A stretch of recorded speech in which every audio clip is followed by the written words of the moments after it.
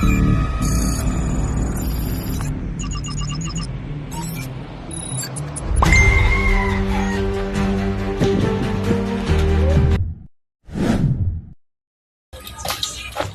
love! Love, si Marcelo nga pala. Kaibigan ko. Hello. Hello.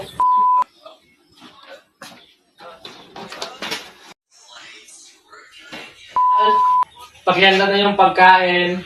Nandito na. Teka lang.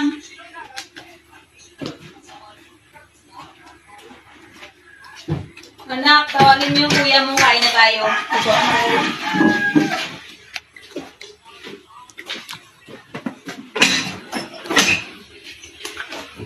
Kuya, tawagin tayo nanay.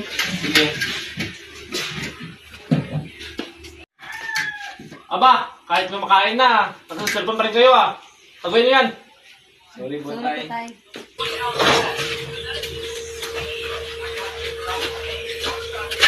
Ang babunso, parang ginigilig ka sa kachat mo ah. Wala ka na dun kape, kuya. Sige, basta mag-ingat ka lang.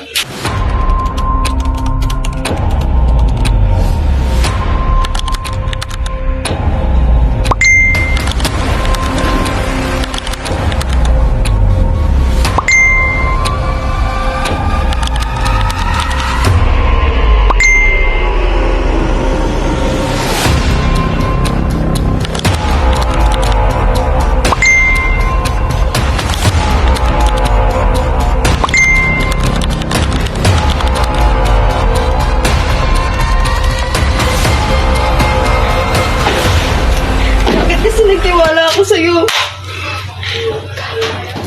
Nak, bakit parang malungkot ka? Parang may mabigat kang dinadala. Oo nga, mukhang kagagaling mo lang sa grabing pag-iyak ka. Binakpay kasi ako ng boyfriend ko, ma. Anong blackmail? Ma, nag-send po kasi ako ng private photo sa boyfriend ko. Tapos, nangingi pa siya ng 100k sa akin para lang daw hindi pagkalat yung private photo ko.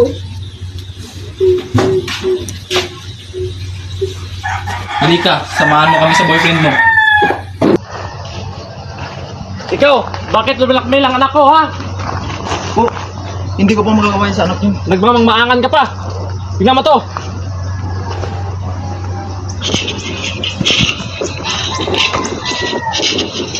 Pagka may gumaya ng kapre yung account ko, Ano ang gagawin ko?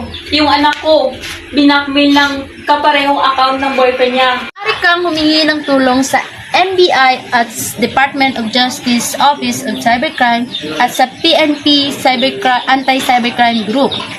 At kung sino man ang nasa likod nito ay maaaring kasuhan ng Computer-Related Identity Theft under the Republic Act 10175, Cybercrime Prevention Act of 2012, at may parusang pagkakakulong ng 6 years, 1 day, and 12 years. Ang cybersex under the Article 286, the Revised Penal Code of Grave Caution, at may parusang pagkakakulong ng 6 years, 1 day, and 12 years. Katulad ng anak ni Mare, magkakaroon siya ng anxiety at depression at ang pagtangkang pagkitil sa kanyang sarili. Para maiwasan natin ang ganyang sitwasyon, ito ang tips para sa inyo. Tips number 1. Maging maingat sa ating nakakausap online. Tips number 2, huwag mag-send ng mga private photos or videos kahit kanino, kahit karelasyon pa natin ang tao. Tips number 3, i-report agad kung may nangyaring panuloko o pang-abuso sa PNP, ACG o NBI cybercrime. Tandaan,